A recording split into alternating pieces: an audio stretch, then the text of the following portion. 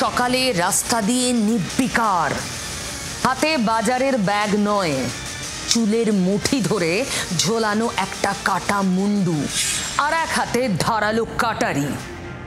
সাত সকালে এই ছবি দেখে শিরদাঁড়া দিয়ে ঠান্ডা স্রোত বয়ে যাবে না তো কি? আমি সত্যি ভয় পেয়েছি এই ছবিটা দেখে। এটা কোনো গল্প, সিনেমা কিচ্ছু নয়, কোনো ওটিটি সিরিজ নয়। এটা আমাদের এই রাজ্যের একটা বাস্তব এক টুকরো ছবি, সত্যিকারের একটা ভয়ের ছবি। আপনাদের কাছে আমার প্রতিজ্ঞা, যা বলবো সত্যি বলবো। বিশ্বাস করুন, সত্যিটা অনেক সময় এতটা ভয়ের হয়। দক্ষিণ 24 পরগনার বাসন্তীর শনিবারের সকাল। এক হাতে ধারালো দাঁড়, অন্য হাতে নিজের বৌদির কাটা মুন্ডু নিয়ে কি নিশ্চিন্তে হন হন করে পিচের রাস্তা ধরে হেঁটে চলেছেন যুবক। আশপাশের মানুষ মানুষ, গাড়ি, কিচ্ছুকে কোনো তোয়াক্কা নেই। এটা যদি ভয়ের না হয় তবে কোনটা ভয়ের? চারদিকে সত্যি তো একটার পর একটা ভয়ের ছবি। আচ্ছা, মানুষ ভয় কখন পায়? আমরা বিপদে পড়ি বা বিপদের আশঙ্কা করি, তখনই তো মনে জন্ম নেয় ভয়। যেমন বাসন্তীর ভরতগড়ের ছবি দেখে অজানা কোনো একটা শঙ্কায় মেরুদণ্ড বেয়ে শিরশিরে একটা অনুভূতি নেমে এসেছে আপনার আমার। ওই যে বলছিলাম, বিপদের আশঙ্কা। বিজ্ঞানীরা বলেন কেউ তখনই ভয় পায় যখন তার অস্তিত্ব প্রশ্নের মুখে পড়ার আশঙ্কা তৈরি হয়। আচ্ছা, অনুব্রত মণ্ডল কি কোনো আতঙ্কে বা আশঙ্কায় রয়েছেন? না হলে কেন তিনি পুলিশের সঙ্গে দেখা করতে গেলেন না? এত বড় ডাকাবুকো নেতা, যার কথায় বীরভূমের লালমাটিতে বাঘে গরুতে এক ঘাটে জল খায়, যিনি পুলিশকে চমকানোয় সিদ্ধহস্ত, তিনি পুলিশের কাছে গেলেন না? ভয় পাবেন নাই বা কেন বলুন তো?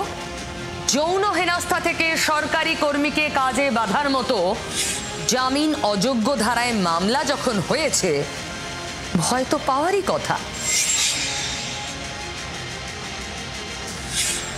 আর এই ভয়ে সাতজন আইনজীবীকে তিনি দাঁড় করিয়ে দিলেন।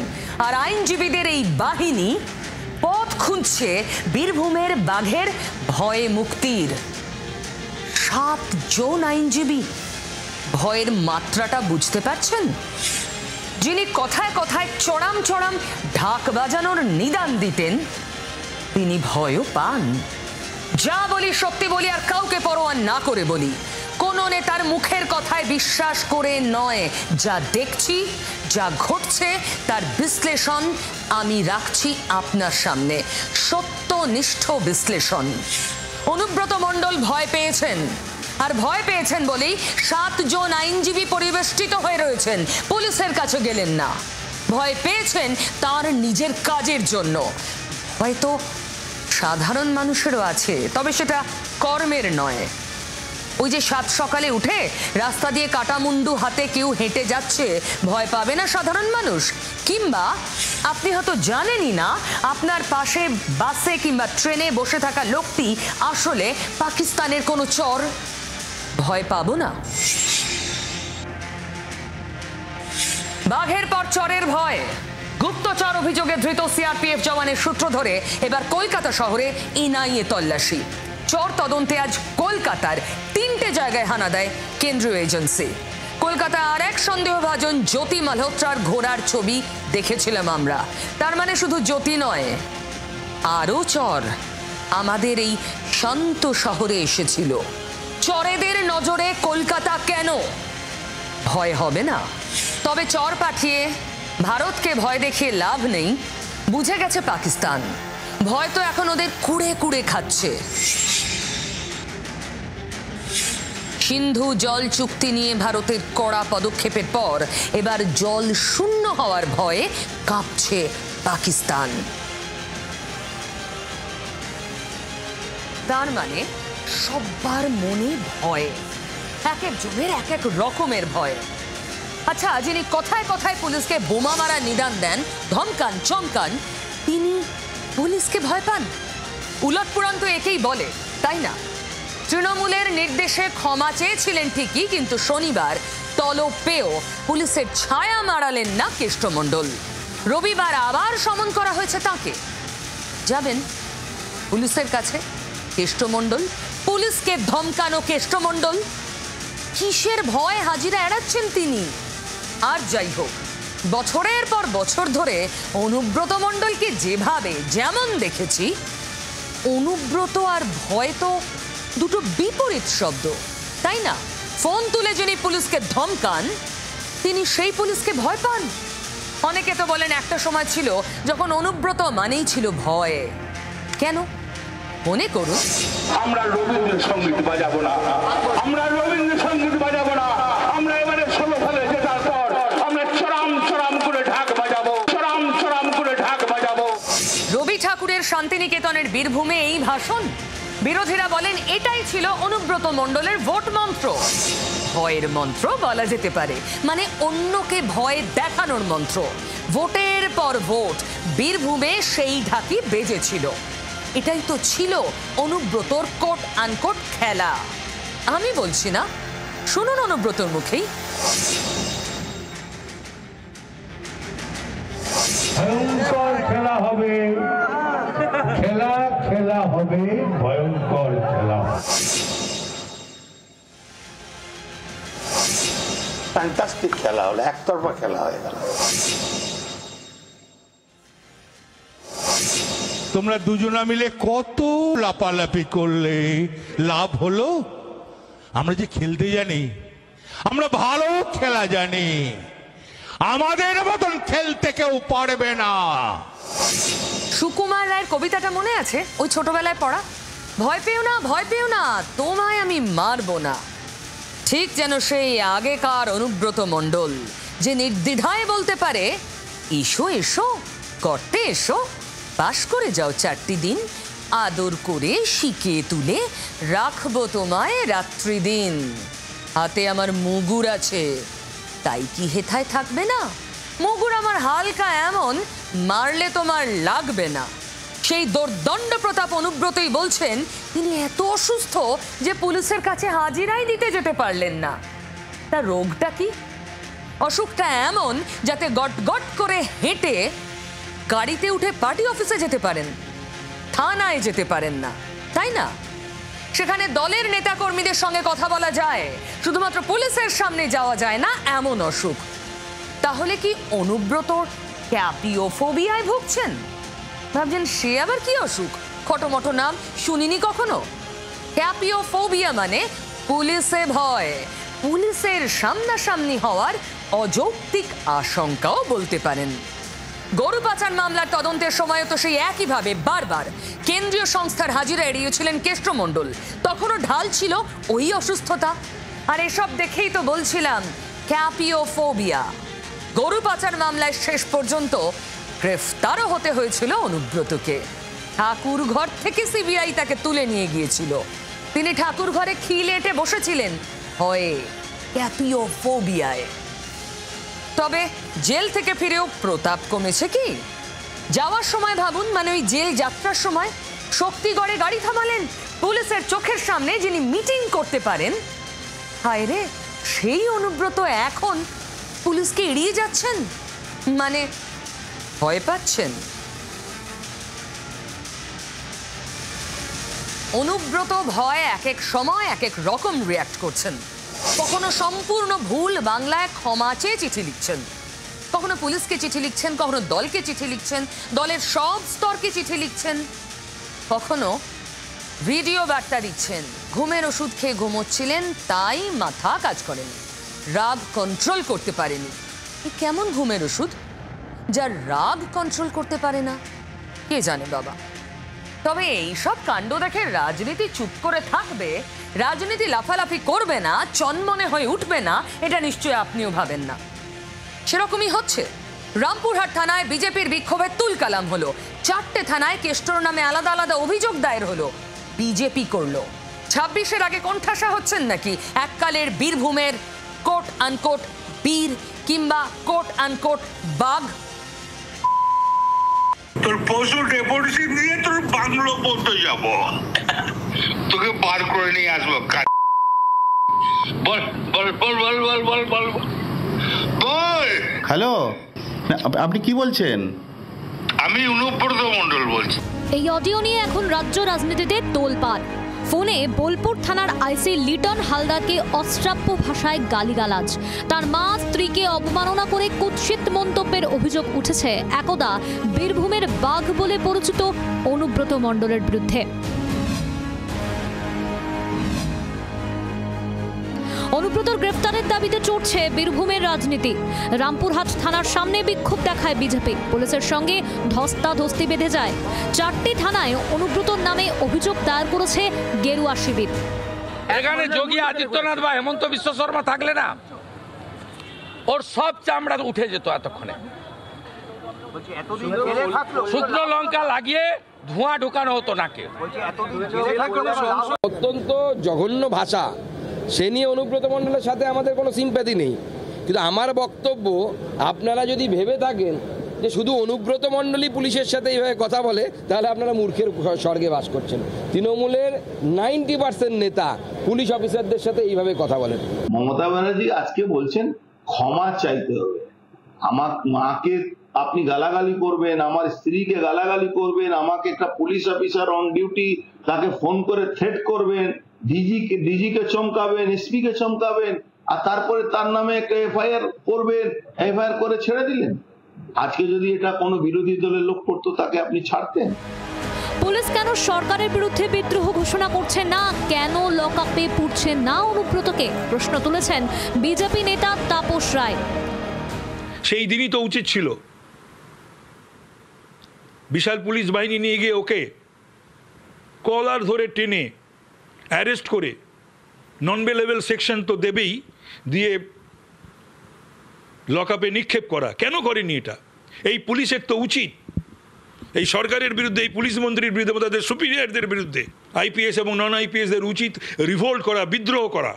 আমরা তো সুকান্ত বাবুকে প্রশ্ন করতে চাইছি যে আপনি তো সেদিনকে উত্তরবঙ্গে প্রধানমন্ত্রী উপস্থিতিতে অপারেশন বেঙ্গল করবেন বলেছিলেন। সুকান্ত মজুমদারের ভাষা আমরা শুনলাম, বক্তব্য শুনলাম মমতা বন্দ্যোপাধ্যায়কে অপমান করে।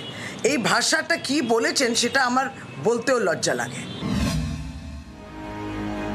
এর আগে একাধিকবার অনুব্রতর পাশে দাঁড়াতে দেখা গিয়েছিল দলীয় নেতৃত্বকে। এবার কি দলের বিড়ম্বনা বাড়িয়েছেন অনুব্রত? ভাইরাল অডিও ক্লিপ কাণ্ডে কেষ্টকে শোকজ করে দল, নিঃশর্ত ক্ষমা চাইতে বাধ্য করেছে। দলের নির্দেশে ভিডিও বার্তায় ক্ষমাও চেয়েছেন অনুব্রত। চিঠি দিয়ে নিজের ভুল স্বীকার করে দুঃখ প্রকাশ করেছেন। গরু পাচার মামলায় 2 বছর বন্দি দশা কাটিয়ে গত বছর বীরভূমে ফিরেছেন অনুব্রত, কিন্তু সেই প্রতাপ আর ফিরে পাননি। তার ডানা ছেটেছে দল। বীরভূমের জেলা সভাপতি পদ থেকে সরিয়ে দেওয়া হয়েছে। কাজল শেখের সঙ্গে কোর কমিটির একজন সদস্য করে রাখা হয়েছে। নিজের ক্ষমতা দেখাতেই কি ফের পুলিশের ওপর হম্বিতম্বি? 26-এর বিধানসভার আগে কেষ্টকে নিয়ে দল শেষ পর্যন্ত কোন পথে হাঁটে, সেদিকেই চোখ থাকবে রাজ্য রাজনীতির। প্রশ্ন যারা করছেন, উত্তর সাজিয়েছেন সেই বিরোধীরাই। বিজেপির অর্জুন সিং কি বললেন শুনুন। একটা কথা শুনেন না, যে গায়ে দুধ দেয় তার লাত্তি খেতে হবে। দুধ দেওয়ার গায়ে আছে, গালাগালি দিচ্ছে, টাকা তুলে দেয়। আর কি দুধ টাকা তুলে দেয়? কোটি কোটি টাকা তুলে বীরভূম থেকে কয়লা, বালি, পাথর, এই দেউচা পাচামি সব গল্প তো অনুব্রত গল্প। আবার বলছি, কোন নেতার মুখের কথা আমি বলি না, তবে যাকে নিয়ে এত তোলপাড় সেই অনুব্রত মণ্ডলের অতীত যে খুব দুধ সাদা এমন তো নয়। কয়লা থেকে গরু, একের পর এক পাচার মামলায় তো এই অনুব্রতর বিরুদ্ধেই অভিযোগ। 11ই আগস্ট 2022 গরু পাচার মামলায় গ্রেফতার হন অনুব্রত মণ্ডল। 10 বার তাঁকে তলব করে সিবিআই। অসুস্থতার কারণ দেখিয়ে 9 বার হাজিরা এড়িয়ে যান। বোলপুরের বাড়ি থেকে অনুব্রতকে গ্রেফতার করে সিবিআই। কয়লা পাচার মামলায় নাম জড়ায় বীরভূমের তৃণমূল নেতার। তদন্তে নেমে অনুব্রত মণ্ডলের বিপুল সম্পত্তি বাজেয়াপ্ত করে কেন্দ্রীয় তদন্তকারী সংস্থা। গরু পাচার মামলায় সিবিআই এর সঙ্গে ইডিও গ্রেফতার করে অনুব্রতকে। গ্রেফতার হন অনুব্রত কন্যা সুকন্যা মণ্ডলও। 2023-এর 21 মার্চ তবে থেকেই তিহারে বন্দী ছিলেন। সিবিআই ইডি 2 মামলাতেই জামিনে মুক্ত অনুব্রত মণ্ডল। 2024-এর 23 সেপ্টেম্বর তিহার জেল থেকে ছাড়া পান প্রভাবশালী এই নেতা। বিরোধীদের দাবি গরু, কয়লা, বালি চুরি আর পাচারকে রীতিমতো প্রাতিষ্ঠানিক চেহারা দিয়েছিলেন কেষ্ট মণ্ডল। কোটি কোটি টাকার কারবার। 1.5 বছর পর অনুব্রত ফিরেছেন। তবে এই সময়ের মধ্যেই বীরভূমের লাল মাটিতে অনেক ধুলো উড়েছে। যে খেলার কথা 2022 সালের আগে পর্যন্ত অনুব্রত বলতেন, মাঠে এখন অনেক নতুন খেলোয়াড়। আর নতুন নিয়মের খেলায় কি অনুব্রত পিছিয়ে গেলেন? তবে যাই বলুন, এরকম ভয় আমি জীবনে খুব কম পেয়েছি। একটা কাটা মুন্ডু নিয়ে গটগট করে একটা লোক হেঁটে যেতে পারে, আর এক হাতে একটা ধারালো কাটারি। কাটা মুন্ডু থেকে অঝরে ঝরছে রক্ত, মানে টাটকা, সদ্য খুন করা। সকাল সকাল এটা দেখে নিজের চোখকে বিশ্বাস করতে পারিনি, আর যখন দেখেছি এটা সত্যি ছবি, তখন ভয়ে সিঁটিয়ে গেছি। ওই লোকটি তো আমার আপনারই সহনাগরিক। এরকম ক্রিমিনাল মাইন্ড এত বেপরোয়া কি করে? হাড়হিম হয়ে গিয়েছিল আমার। বিভৎস ছবি যিনি দেখেছেন, আমি বিশ্বাস করি তারই শিরদাঁড়া দিয়ে ঠান্ডা স্রোত বয়ে গেছে। সকাল সকাল ভয়ে কাঁটা দক্ষিণ 24 পরগনার বাসন্তীর ভরতগড়। কিন্তু অকুত ভয়ে নির্বিকার ওই অপরাধী। বৌদির গলা কেটে মুন্ডু হাতে সাত সকালে থানায় গেলেন দেওর। আটকে ওঠার মতো এই কাণ্ড কেন জানেন? কি সমস্যা ছিল জানেন, যার জন্য মুন্ডু কাটতে হলো বৌদির? আম, এটা আমের সিজন, আর আম পাড়া নিয়ে বচসা। সেখান থেকে মুন্ডু কেটে থানায়। আমরা কোথায় আছি? এমন বিভৎস কাণ্ড শুধু গাছ থেকে আম পাড়াকে কেন্দ্র করে। কোন দিকে এগোচ্ছি আমরা? অভিযুক্ত ব্যক্তিকে গ্রেফতার করে কাটা মুন্ডু আর মাঠে পড়ে থাকা রক্তাক্ত দেহ পুলিশ উদ্ধার করেছে। তবে ঘটনাটা ভয়ঙ্কর। তার চেয়েও ভয়ঙ্কর ওই মানসিকতা।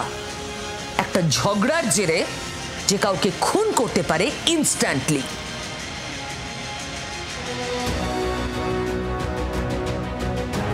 ভয়ঙ্কর, বিভৎস বললেও কম বলা হয়।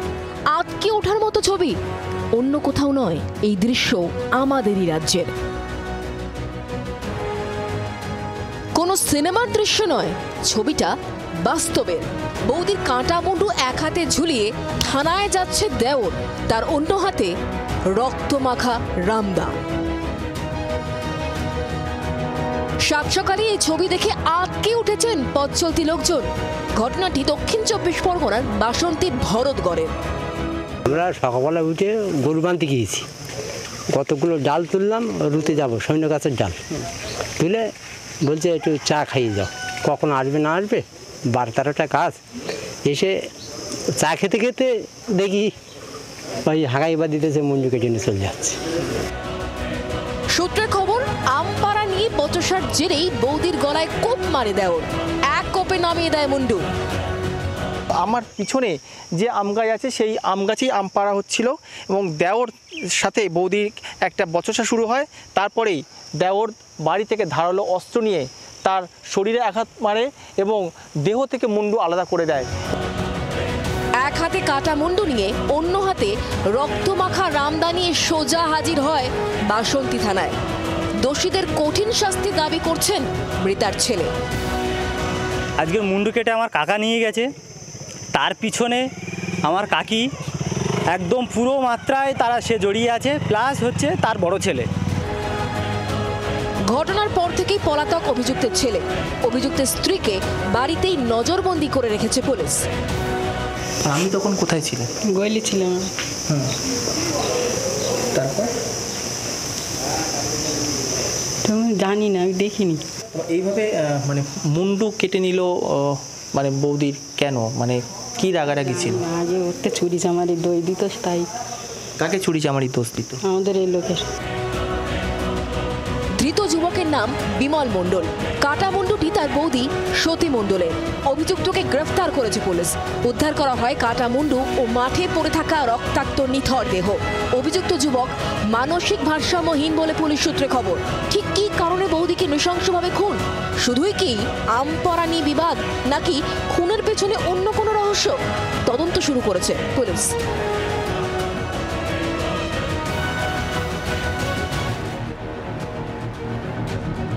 সাত সকালে বাসন্তীর ভরতগড়ের এই ছবি দেখে শিউরে উঠেছিল মানুষ। কাটা মুন্ডু হাতে ঝুলিয়ে নির্দ্বিধায় নির্লিপ্তভাবে রাস্তায় হেঁটে যাচ্ছে এক ব্যক্তি। অভিযোগ, সামান্য আমপাড়া নিয়ে বচসার জেরেই বৌদির গলায় ধারালো অস্ত্রের কোপ মারে দেওর বিমল মণ্ডল কাটা মুন্ডু নিয়ে শটান হাজির হয় বাসন্তী থানায়। প্রাথমিক তদন্তে পুলিশের অনুমান ধৃত মানসিক ভারসাম্যহীন। আর এখানেই উঠছে একাধিক প্রশ্ন। ভয়ানক খুনের একমাত্র সাজা হচ্ছে, rarest of the rare case হচ্ছে, তার পানিশমেন্ট হচ্ছে তার ফাঁসি। আমার মনে হয় খুব যথাযোগ্যভাবে, খুব কুইক ইনভেস্টিগেশন করে, প্রচুর এভিডেন্স আছে, অ্যাম্পেল এভিডেন্স আছে তাকে খুনের জন্য, তাকে চার্জশিট দেওয়া হবে অন্তত 15 থেকে 20 ডেজের মধ্যে। এরকম নৃশংস খুনের ঘটনা কিভাবে ঘটাতে পারে একজন মানুষ?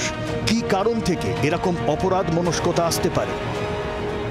এইভাবে আমরা দেখছি উপর্যুপরি যেভাবে অস্থিরতা বাড়ছে মানসিক সামাজিক ক্ষেত্রে, আজকে যেভাবে প্রত্যেকটা জায়গায় আমরা অসহিষ্ণু হয়ে পড়ছি, তারই এই প্রতিফলন ঘটছে এই ঘটনার মাধ্যমে, যার জন্য দরকার আশু সমাধান এবং মনস্তাত্ত্বিক কাউন্সেলিং। বাসন্তীর এই ঘটনায় রাজ্যের আইন শৃঙ্খলার দিকেই আঙুল তুলেছে বিজেপি, পাল্টা জবাব দিয়েছে তৃণমূল। মানে ভাবা যাচ্ছে না যে আমরা কোন জায়গায় বাস করছি, কোন রাজত্বে বাস করছি। এখানে কোনো মা বোন কেউ সুরক্ষিত নয়, কারণ যারা সুরক্ষা দেবার কথা তারা নিজেদের মা বোনকেই সুরক্ষিত করতে পারছে না। এ রাজ্যে সব কথা ভেবে আর লাভ নেই, ঈশ্বরের হাতে ছেড়ে দিন, যা হবার তাই হবে। এই প্রবৃত্তি হবে কেন দেখে নিতে হবে। এক একটা পুলিশের প্রতি কি মানুষের ভয়ভীতি উঠে যাচ্ছে? না, পুলিশ হলেও কি আইন তো আছে, ধরা তো পড়বে, শাস্তি তো হবে, তারও ভয় নেই। গত বছরের ডিসেম্বরে গলফ গ্রিন থেকে উদ্ধার হয় মহিলার কাটা মুন্ডু। চলতি বছরের ফেব্রুয়ারিতেও দত্তপুকুরের বাজিতপুরে উদ্ধার হয় যুবকের কাটা মুন্ডু। কথায় কথায় চলছে নৃশংস খুন। মানুষ এত বেপরোয়া হয়ে উঠছে কেন? কথায় কথায় কেন এত খুন খারাপি? পুলিশ প্রশাসনে কি ভয় কমছে? ব্যুরো রিপোর্ট, জি 24 ঘন্টা। পাড়ায় পাড়ায় পাক চোর, এমনকি কলকাতাতেও পাকিস্তানি চোর। কলকাতার 3টে জায়গায় এনআইএ হানা দিয়েছে। সিআরপিএফ জওয়ানকে ধরা হয়েছিল মনে আছে? পেহেলগাঁওতে যার পোস্টিং ছিল, হামলার 6 দিন আগে তার ট্রান্সফার হয়। সেই মতিরামকে জিজ্ঞাসাবাদ করে অনেক তথ্য পেয়েছে এনআইএ। যেই সূত্র ধরেই কলকাতায় হানা, তার মানে কলকাতাতেও ছড়িয়ে ছিটিয়ে রয়েছে পাকিস্তানি চোর।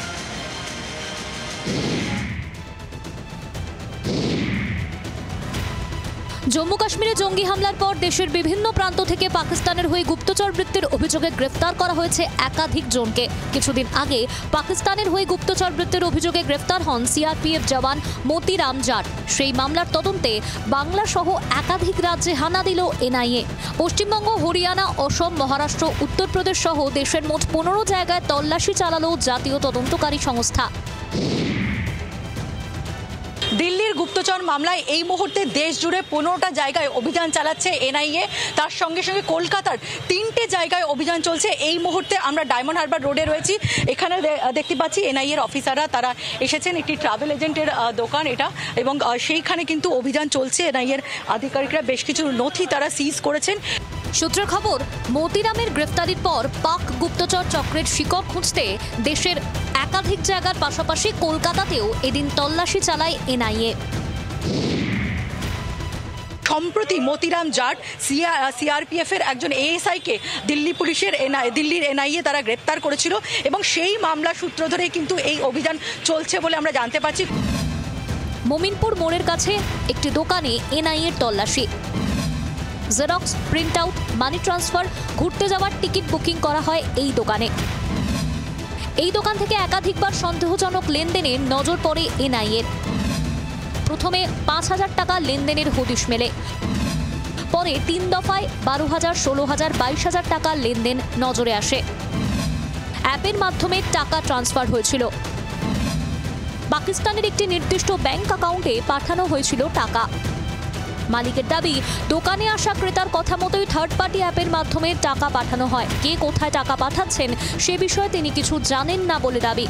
हम लोग मनी ट्रांसफर करते हैं, ठीक है, और हम लोग बाकायदा पे करके मनी ट्रांसफर करते हैं, ऐसे नहीं करते हैं। हालांकि वो लोग लाए थे 5,000 वाला मैसेज, वो मैसेज नहीं मिला उन लोग को। ये 3 ट्रांजेक्शन पेपर इंडिया से हुआ है। कितना अमाउंट का? ये जो भी अमाउंट का पेपर इंडिया से बाकायदा हम लोग पे करके थर्ड पार्टी को पे करके हम लोग पेमेंट करते हैं। उसके बावजूद ये सर्चिंग के लिए इन लोग आए हैं।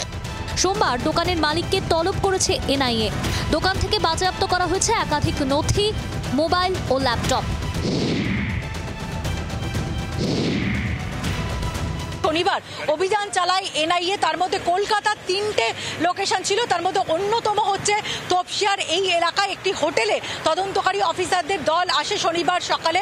তারা এখানে তল্লাশি চালায় এবং একজনকে জিজ্ঞাসাবাদের জন্য নিয়ে যাওয়া হয়েছে বলে সূত্রের খবর। ঘর শত্রু বিভীষণে আর ভারতের ভয় নেই, কারণ দেশের গদ্দারদের চিহ্নিত করেছি আমরা। ভয় তো পাচ্ছে পাকিস্তান। শুরুতেই বললাম, জলের ভয়, জলের নানা রকমের ভয়, শুধু শুকিয়ে মরার ভয় নয়, জলের সংঘাতের ভয়ও পাকিস্তানের। কারণ এয়ার স্ট্রাইকের পর এবার ভারতের লক্ষ্য ওয়াটার স্ট্রাইক। সন্ত্রাসের আঁতুড় ঘর পাকিস্তানকে এক ফোঁটাও জল নয়। ভারতের জল বন্ধে চোখে জল পাকিস্তানের। আর তাই তো ফের ফাঁকা বুলির মতো ফাঁকা হুঙ্কার দিচ্ছে পাকিস্তান। পাক সেনা প্রধান আসিম মুনিরের ফাঁকা আওয়াজ। জল পাকিস্তানের লাল দাগ। মৌলিক অধিকার নিয়ে সমঝোতা নয়। জল এখন আর শুধু প্রাকৃতিক সম্পদ নয়, জল এবার বদলার হাতিয়ার। সন্ত্রাসবাদের চক্রান্তে ভারতের মাটিকে রক্তাক্ত করার ইসলামাবাদের নোংরা খেলার বদলা। হাতে মারার পর এবার পাকিস্তানকে জলে মারছে ভারত। সন্ত্রাসবাদীদের মদতদাতা পাকিস্তানকে যে শিক্ষা দেওয়া খুব জরুরি। was an attempt to devastate the tourism economy of the Union Territory of Jammu and Kashmir. The barbarity of the killings required an exemplary response, which was delivered by destroying terrorist command centers. Operation সিঁদুরে চুরমার পাকিস্তান। ভারতের প্রত্যাঘাতে সিঁদুরে মেঘ দেখে নয়াদিল্লির পা ধরেছিল ইসলামাবাদ। ভারতের পায়ে না পড়লে অন্তিম পরিণতি কি হতো বিলক্ষণ বুঝেছিল সন্ত্রাসবাদের চক্রান্তকারী পাকিস্তান। पाकिस्तान को पता है जब भारतीय नौसेना पूरे जोश के साथ, पूरे जोर के साथ जब चलती है तो उसका अंजाम क्या होता है। ইসলামাবাদ প্রাণ ভিক্ষা চাওয়ায় দয়া দেখিয়ে সংঘর্ষ বিরতিতে রাজি হয়েছে নয়াদিল্লি। কিন্তু সন্ত্রাসবাদের আঁতুড় ঘর পাকিস্তানকে তো এতবার সন্ত্রাসবাদী হামলার চক্রান্তের পরে ছেড়ে দেওয়া যায় না। তাই এবার ভারতের ওয়াটার স্ট্রাইক। সন্ত্রাসবাদের টুঁটি চেপে ধরতেই সিন্ধু জল চুক্তি স্থগিত করেছে নয়াদিল্লি। বিশ্ব ব্যাংকের মধ্যস্থতায় 1960 সালে ভারত পাকিস্তানের মধ্যে সিন্ধু জল চুক্তি হয়। সিন্ধু নদ ও 5 উপনদীর জল দু দেশের মধ্যে কিভাবে বণ্টিত হবে চুক্তির মাধ্যমে তা নির্ধারিত হয়। সিন্ধু জল চুক্তি অনুযায়ী বিপাশা, ইরাবতী ও শতদ্রু নদীর জল ব্যবহার করে ভারত। পশ্চিমমুখী সিন্ধু, বিতস্তা এবং চন্দ্রভাগার জল পায় পাকিস্তান। পাকিস্তানের কৃষিকাজের 80% সিন্ধু, বিতস্তা এবং চন্দ্রভাগার জলের উপর নির্ভরশীল। পাকিস্তানের সেই লাইফ লাইনে আঘাত এনেছে ভারত। ফলে এবার কবরে পাকিস্তানের কৃষিকাজ, যাতে শুকিয়ে কাঠ হয়ে গিয়ে দিশেহারা ইসলামাবাদ। বারবার কাতর আর্জিতেও সিন্ধু জল চুক্তি স্থগিত রাখা নিয়ে অনড় ভারত। আকাশপথে লড়াই আপাতত থিতিয়েছে, কিন্তু এখন জলে লড়াই জারি। ভারতের জল বন্ধে চোখে জল পাকিস্তানের। পাক সেনা প্রধান আসিম মুনির হুমকি প্ররোচনা দেওয়ার আগে জল যুদ্ধের পরিণতির কথা ভাবুক। তবে এই জলের সংঘাত, ওয়াটার স্ট্রাইক শুধুমাত্র সিন্ধুর জল চুক্তির মাধ্যমে নয়। আমাদের নৌসেনা আড়ে বহরে সম্পূর্ণ প্রস্তুত, যা খতিয়ে দেখতে গতকালই গিয়েছিলেন প্রতিরক্ষামন্ত্রী রাজনাথ সিং। আর সেখানে উনি কি বলেছিলেন ওই যে একটু আগে শোনালাম। আমাদের নৌবাহিনী যদি তৈরি হয় আর যদি অপারেশন সিঁদুরে সামিল হতো তাহলে পাকিস্তান 4টে টুকরো হয়ে যেত। এতটাই শক্তি আমাদের নৌসেনার। एक और समुंदर की तरह शांत है तो दूसरी और वह समुंदर की तरह सुनामी लाने की भी क्षमता रखती है। यह है हमारी भारत की लय। কেন বারবার ওয়াটার স্ট্রাইক বলছি জানেন? কারণ এমন কিছু তথ্য, এমন কিছু অত্যন্ত গুরুত্বপূর্ণ খবর আমাদের নৌসেনার হাতে এসে পৌঁছেছে যা তাদের ভাবাচ্ছে, প্রস্তুত হতে বলছে একটা ওয়াটার স্ট্রাইকের জন্য। এর মধ্যেই একটা নাম এসেছে, রবি। রবি মুম্বাইয়ের বাসিন্দা, কিন্তু রবি পাক চর। তা নৌসেনার সঙ্গে রবির কি সম্পর্ক? ঠিক মতিরামের সঙ্গে ভারতীয় সেনাবাহিনীর যে সম্পর্ক। রবি ডকে ফিটারের কাজ করত। গত 5 বছরে একাধিক যুদ্ধজাহাজ তৈরি হয়েছে। যে ডকে রবি কাজ করত সেখানে মুম্বাই থেকে ধৃত এই গদ্দারের নাম রবি বর্মা। রবি ভারতীয় নৌসেনার গোপন তথ্য পাকিস্তানে পাচার করেছে বলেই খবর। তাই এত জোরদার ছানবিন। রাজনাথ সিং গিয়ে নৌসেনা বাহিনীর পরাক্রম গোটা দেশের সামনে, বিশ্বের সামনে তুলে ধরেছেন। পাকিস্তানকে তিনি দেখিয়েছেন এবং বার্তাটা স্পষ্ট করেছেন কিভাবে ভারতীয় নৌসেনা যদি তৈরি হয় পাকিস্তান ভেঙে টুকরো টুকরো হবে। এই মেসেজ কেন দরকার হচ্ছে? কারণ ভারতীয় নৌবাহিনীর অনেক তথ্য পাচার হয়েছে বলে ইন্টেলিজেন্সের খবর। খুব জোরদার ছানবিন চলছে, তল্লাশি চলছে। নৌসেনার সঙ্গে গদ্দারি করেছে এমন আর কে রয়েছে, রবিকে টানা জিজ্ঞাসাবাদ করা হচ্ছে। আর এই জন্যই বলছি, তৈরি হচ্ছে আমাদের নৌবাহিনীও। এবার আকাশপথে নয়, জলপথে স্ট্রাইক।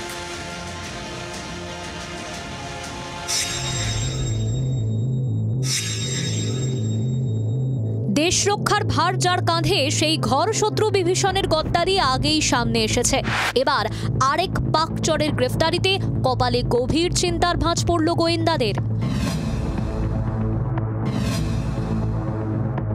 ঘরে বসে পাকিস্তানি গোপন তথ্য পাচারের অভিযোগ, গুপ্তচর বৃত্তির অভিযোগে গ্রেফতার হলো আরও এক ভারতীয়। মুম্বাই থেকে রবি বর্মা নামে এক যুবককে গ্রেফতার করা হলো। এই ব্যক্তি রবি, তার সঙ্গে গত 1 বছর আগে সোশ্যাল নেটওয়ার্কিংয়ের মাধ্যমে বেশ কয়েকজন মহিলার পরিচয় হয়। তারপর থেকে কিন্তু মূলত আইএসআইয়ের যে এই নেটওয়ার্ক, সেই নেটওয়ার্কে সে সামিল হয়ে গিয়েছে।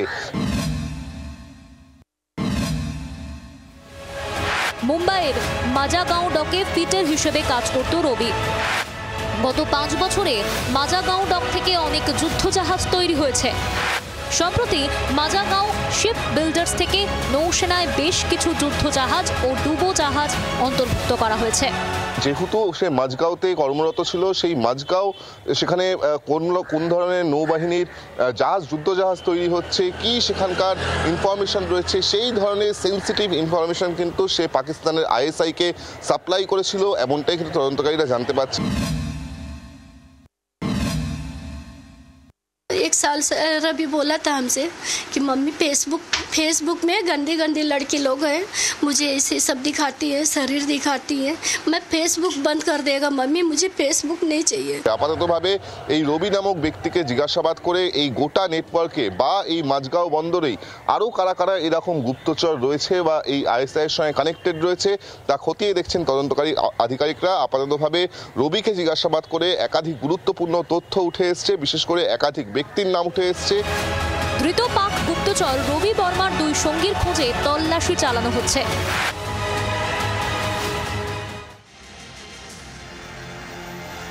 শুরুতেই বলছিলাম, মনে আছে, ভয়, সবার মনে ভয়। পাবলিকের ভয় তো চরে, গুপ্তচরে। একেবারে কেঁচো খুঁড়তে খুঁড়তে বড় বড় কেউটে। এক পাক গুপ্তচরকে জেরায় জালে আর এক পাক গুপ্তচর। দেশের কোনায় কোনায় কত গদ্দার ছড়িয়ে বলুন তো, একে একে জালে আসছে। দিল্লি থেকে গ্রেফতার হয়েছে পাক চর কাসেম। এবার তাকে প্রশ্ন করে আর এক গদ্দারের নাম এসেছে, কাসিমেরই ভাই হাসিম। তাকেও গ্রেফতার করা হয়েছে। এ আবার আইএসআই এর প্রশিক্ষণ প্রাপ্ত, পাকিস্তানে গিয়ে ট্রেনিং নিয়েছে গুপ্তচর বৃত্তি কিভাবে করবে। ভাবুন, মানে এ হচ্ছে অনেক বড় বিশ্বাসযোগ্য চর পাকিস্তানের। জালে আসা হাসিমের সম্পর্কে বিভিন্ন তথ্য। হাসিমের দাদা দিল্লি থেকে ধৃত পাক চর কাসিম সম্পর্কেও তদন্তে যা পাওয়া যাচ্ছে তাতে চোখ কপালে গোয়েন্দাদের। দেখুন একবার।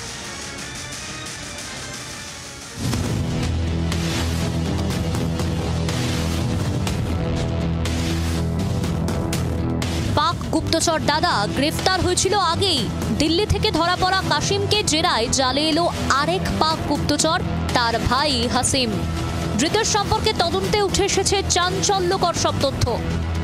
দীর্ঘ জিজ্ঞাসাবাদের পর হাসিমকে গ্রেফতার করা হয়েছে। হাসিম পাকিস্তানে তার হ্যান্ডলারকে কি তথ্য পাঠিয়েছিল তার খোঁজও চলছে। ধৃতের হোয়াটসঅ্যাপ চ্যাট এবং ফোনের ডেটা উদ্ধারের চেষ্টা করছেন তদন্তকারীরা।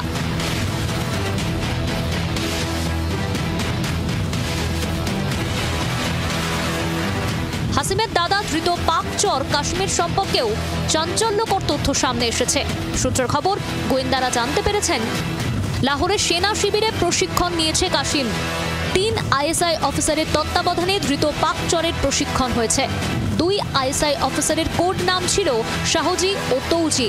1 আইএসআই অফিসারকে ওয়াকাস হিসেবে চিহ্নিত করা হয়েছে।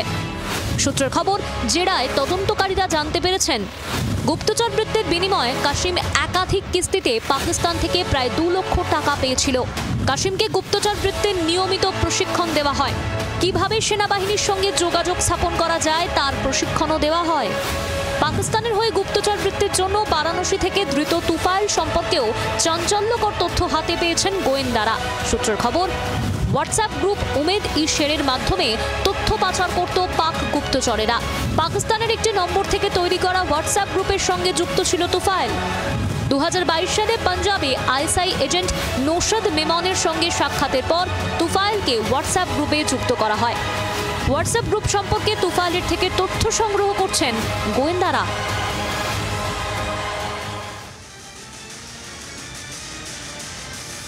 দেশ জুড়ে গুপ্তচরের চক্র চলছে, যেন জাল বুনে রেখেছে পাকিস্তান।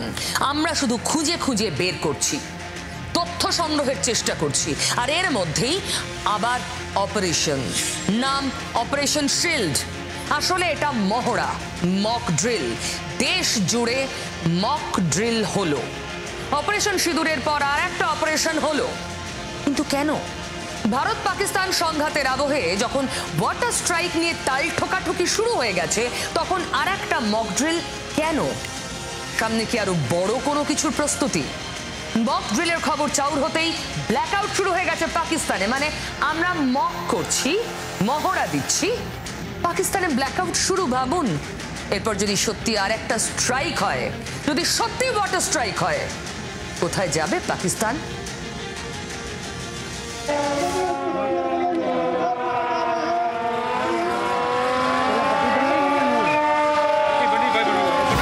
হওয়ার কথা ছিল বৃহস্পতিবার, দিন বদলে হলো শনিবার।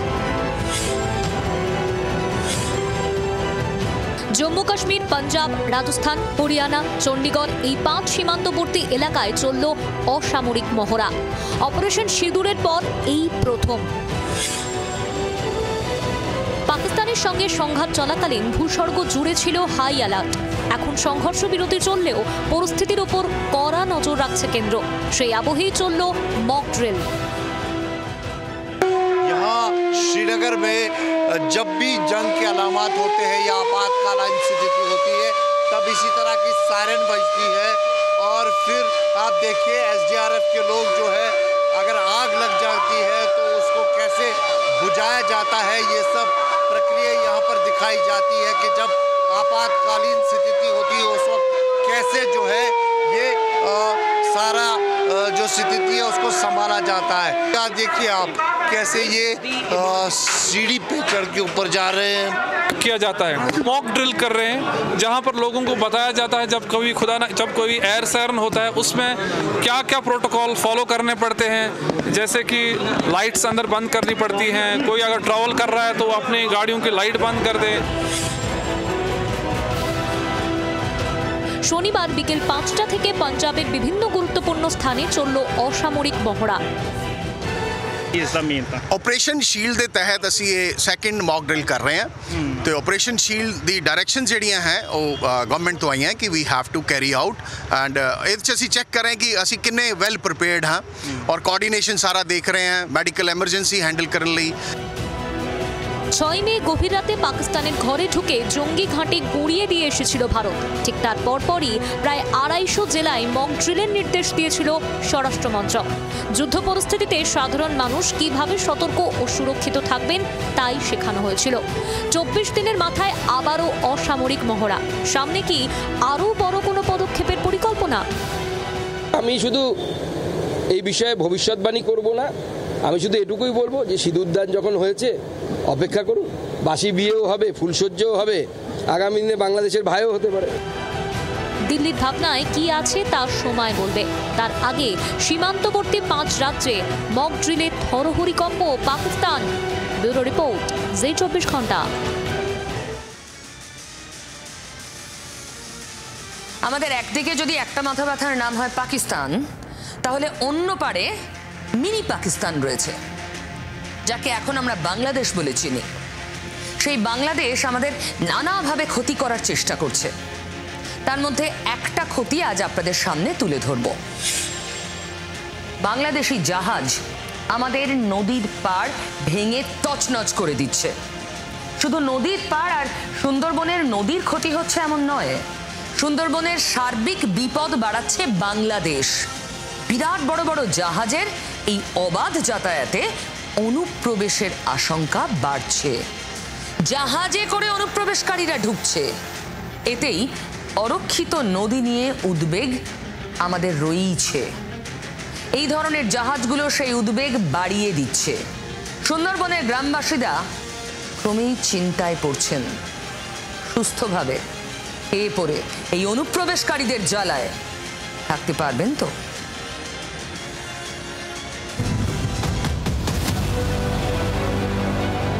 গোটা দেশ জুড়ে ধরপাকড় জারি।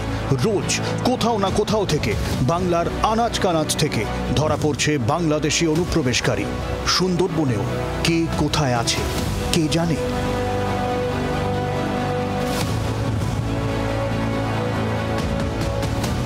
স্থানীয়রা বলছেন সুন্দরবন এলাকায় বিএসএফ এর নজরদারি কম, শুধুমাত্র সীমান্ত এলাকায় টহলদারি আছে। বাকি উপকূলবর্তী এলাকা যেমন পাখিরালয়, সাতজেলিয়া বা বিদ্যাধরী নদীর উপর সেভাবে নজরদারি নেই। স্থানীয় প্রশাসনই নদীপথে টহল দেয়, কিন্তু নদী পেরিয়ে এপারে আসার রাস্তা তো অনেক। তারপর বাংলাদেশের বাণিজ্যিক জাহাজের অবাধ আনাগোনা। সুন্দরবনের হ্যামিল্টন আইল্যান্ডের পাশ দিয়ে ভারত বাংলাদেশ আন্তর্জাতিক সীমানা পেরিয়ে পাখিরালয়ের সাতজেলিয়া হয়ে বিদ্যাধরী নদীতে যাতায়াত বাংলাদেশি পণ্যবাহী জাহাজগুলোর। সুন্দরবনের ওপর দিয়ে বেশিরভাগ বাংলাদেশি জাহাজই যাতায়াত করছে। ফলে সেই জাহাজে কি আছে, কারা আছে, এসে তারা থেকে যাচ্ছে কিনা, সেই দুশ্চিন্তা গ্রাস করছে সুন্দরবনবাসীকে।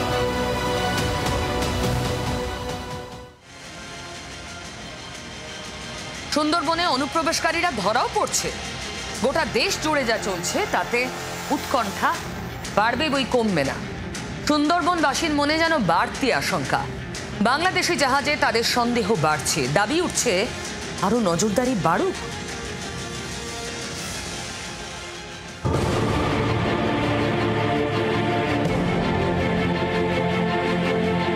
ক্যানিংয়ে এক কাশ্মীরি জঙ্গি ধরা পড়েছিল, যেটা ক্যানিংয়ের সুন্দরবনের প্রবেশদ্বার বলা যেতে পারে, এবং তার প্ল্যানিং ছিল এই সুন্দরবনের নদীপথ হয়ে সে বাংলাদেশে পাড়ি দেবে, কিন্তু তার আগে পুলিশ তাকে গ্রেপ্তার করে। কিন্তু এরকমই ঘটনা আমরা যখন দেখেছি, পাশাপাশি বাংলাদেশি অনেক সময় ডাকাতদের দল এই সুন্দরবন কোস্টাল এরিয়াতে ধরা পড়েছে, এবং সেক্ষেত্রে এই জাহাজ যখন প্রতিদিন চলাচল করছে, সেক্ষেত্রে বিএসএফ বা কোস্টাল থানার পুলিশ কিন্তু সব জায়গা টহল দিচ্ছে না, সেটাও কিন্তু দাবি করছে এই সুন্দরবনবাসী। সুন্দরবনবাসীরা। দিয়ে যখন জাহাজ যাতায়াত করছে সবচেয়ে বেশি কিন্তু জঙ্গির আশাটা বেশি। কেন মনে হচ্ছে? কারণ যেভাবে দিনকাল চলছে তাতে করে বোঝা যাচ্ছে যে এই জাহাজ থেকে নদীপথটা এবং শর্ট, তাতে করে জঙ্গি যাতায়াতটা সবচেয়ে সুবিধা। দিনে রাতে জাহাজগুলি চলছে, দিন রাতে জাহাজ চলছে, আর এই যে জঙ্গলি টঙ্গলি আসছে হয়তো ঢুকে যেতে পারে যে কোনো মুহূর্তে, যে কোনো পুলিশ কিংবা কোনো প্রশাসন কিন্তু আসছে না। জাহাজে গেলেও যেতে পারে, ওদের সঙ্গে যোগাযোগ আছে, জাহাজওয়ালার সঙ্গে যোগাযোগ আছে, ওদের সঙ্গে যোগাযোগ আছে, ওই গেলেও যেতে পারে। ওরা এখান থেকে যায় তো, অনেকেই যায় তো, অনেক সময় যায় তো। ওরা যে মাঝ নদীতে এসে এখানে চাপেই থাকছে, রাত্রি সারা রাত চাপেই থাকছে, কি উঠছে কি না উঠছে আমাদের সারা রাত দূরে তার চোখে দিচ্ছে না। এবার এখানে এসে অ্যাঙ্গেল করে থেকে যাচ্ছে, সকালে ছেড়ে দিচ্ছে। রপ্তানি আমদানি যখন চলছে এই বাংলাদেশের সাথে, তার মধ্যে ভয়ের যেমন একটা আশঙ্কা থাকছে অনুপ্রবেশকারীদের, পাশাপাশি নদীবাতেরও অনেকটা ক্ষতি হচ্ছে বলে বা পরিবেশ নষ্ট হচ্ছে বলে কিন্তু সেটাও কিন্তু সুন্দরবনবাসীরা জানাচ্ছে।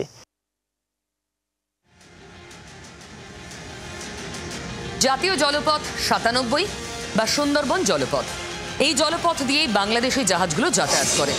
রোজ কম করে শখানেক বাংলাদেশি জাহাজের আনাগোনা হয়, আর তাতেই বিপদের মেঘ ঘনাচ্ছে। জলের বিরাট ঢেউয়ে ক্ষতি হচ্ছে নদী বাঁধের, নদী পাড়ের, ক্ষতি হচ্ছে মৎস্যজীবীদের, নদীতে বাড়ছে দূষণ। ভারত বিরোধী রাষ্ট্রের জন্য এই ক্ষতি কেন সহ্য করব আমরা? আমরা ওদের সঙ্গে অনেক ব্যবসা বাণিজ্যে ইতিমধ্যেই দাঁড়ি টেনেছি, কিন্তু এখনো এই পণ্যবাহী জাহাজগুলো যাতায়াত করছে, সেই অনুমতি আছে, কিন্তু ওরা তো ক্ষতি করছে আমাদের। বাংলাদেশ এভাবেও আমাদের ক্ষতি করছে।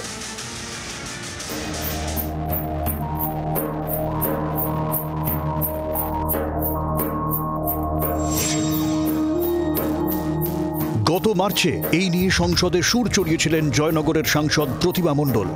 বাংলাদেশি জাহাজের জন্য ক্ষতি হচ্ছে সুন্দরবনের, দ্রুত পদক্ষেপের দাবি করেছিলেন তৃণমূল সাংসদ।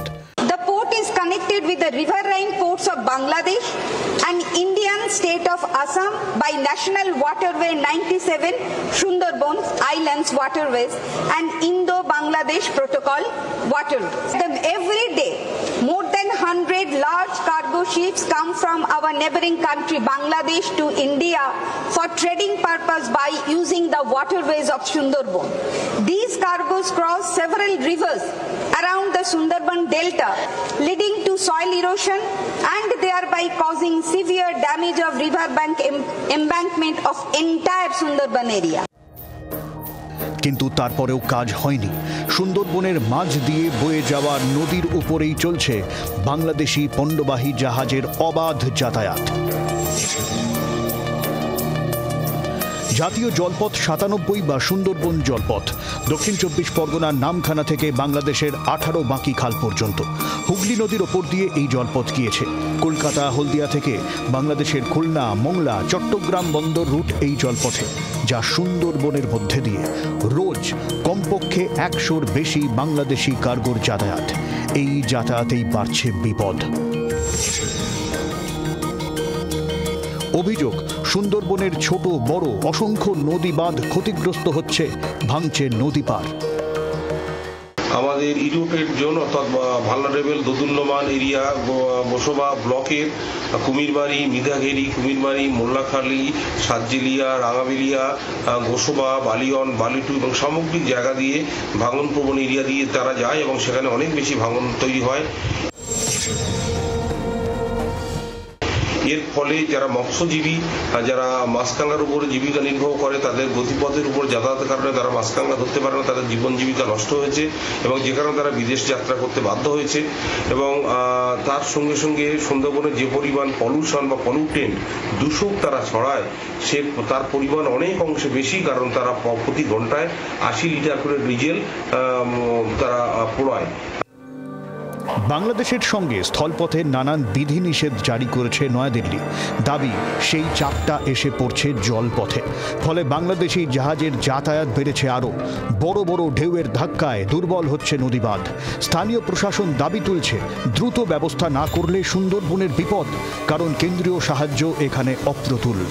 বাংলাদেশি জাহাজ বিপদ বাড়াচ্ছে সুন্দরবনের। এক ঝলকে মানি গুরুত্বপূর্ণ খবরগুলো ঝটপট একসঙ্গে দেখে নিন।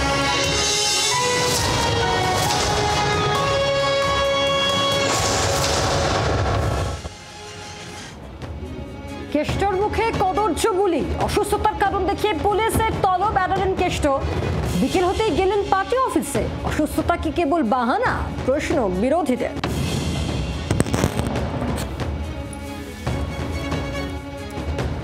যৌন হেনস্থা থেকে সরকারি কর্মীকে বাধা, পুলিশকে শাসানি বিতর্কের অনুব্রতর বিরুদ্ধে 2টি জামিন অযোগ্য সহ 4টি ধারা পুলিশের।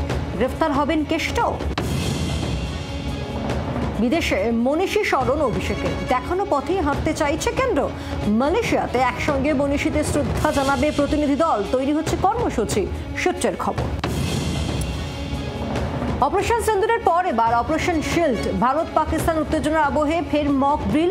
পাকিস্তানের বিরুদ্ধে জোরালো সংঘাতের বিরাট ইঙ্গিত।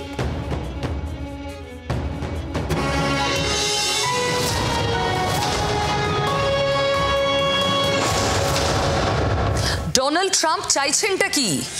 ভারত পাকিস্তানের মধ্যে তিনিই নাকি জ্যাঠামশাই হয়ে সব থামিয়ে মিটমাট করিয়েছেন, এ দাবি বহুবার করেছেন। ভারত প্রকাশ্যে বিরোধিতা করেনি, কিন্তু ঠাড়ে ঠোড়ে বুঝিয়েছে এই জ্যাঠামশাইগিরি ভারতের মোটেই পছন্দ হচ্ছে না। কিন্তু আবার শুরু করেছেন ট্রাম্প। এবার কি ঘোষণা করলেন দেখুন।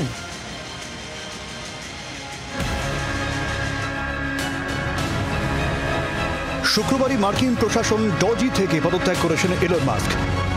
সেই প্রসঙ্গেই হোয়াইট হাউসের ওভাল অফিস থেকে সাংবাদিকদের প্রশ্নের উত্তর দিচ্ছিলেন প্রেসিডেন্ট ট্রাম্প। সে সময় ভারত পাক সংঘাতের প্রসঙ্গ উঠে আসে তার মুখে। যুদ্ধবিরতিতে রাজি হওয়ার জন্য নয়াদিল্লি এবং ইসলামাবাদকে ধন্যবাদও জানান তিনি। We're dealing with India, we're dealing with Pakistan, and we were able to stop potentially a nuclear war through trade as opposed through bullets. You know, normally they do it through bullets, we do it through trade. So I'm very proud of that. Nobody talks about it, but we had a very nasty potential war going on between Pakistan and India. And now if you look, they're doing fine. অর্থাৎ বাণিজ্য বন্ধের হুঁশিয়ারিতেই যুদ্ধ বন্ধের তত্ত্বে অনড় মার্কিন president.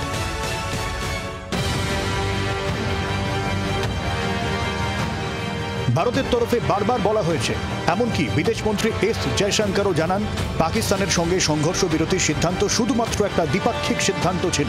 এই আলোচনা ভারত ও পাক ডিজিএমওর মধ্যে হয়েছিল, কিন্তু ট্রাম্প আছেন ট্রাম্পই।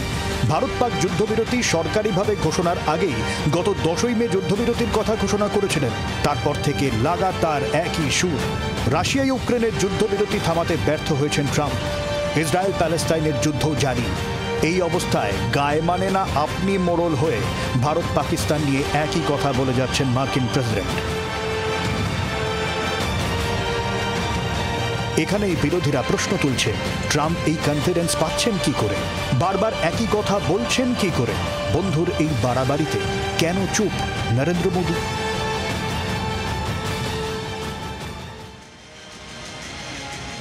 তাহলে বুঝে গেছেন এতদিনে আপনারা সবাই। তাও আর একবার মনে করিয়ে দিই যেতে যেতে, সত্যের কোনো বিরাম নেই। ফিরব রবিবারও ঠিক রাত 8:55 সত্যি বলতে, কাউকে পরোয়া না করে। সঙ্গে থাকুন। বাংলার আওয়াজ, বাঙালির আবেগ, জি 24 ঘন্টা।